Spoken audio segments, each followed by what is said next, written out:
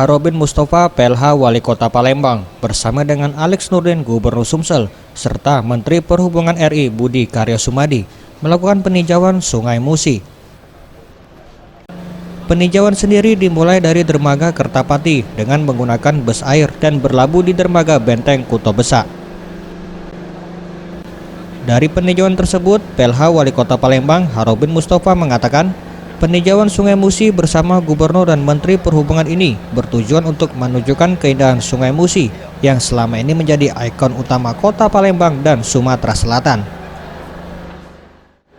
Beliau itu kan dari OI, dari Menteri, kita hanya menunggu mereka bersama-sama naik bus air ini dari Dermaga Kertapati sampai di sini. Jadi untuk melihatkan bahwa memang Sungai Musi ini luar biasa cantiknya.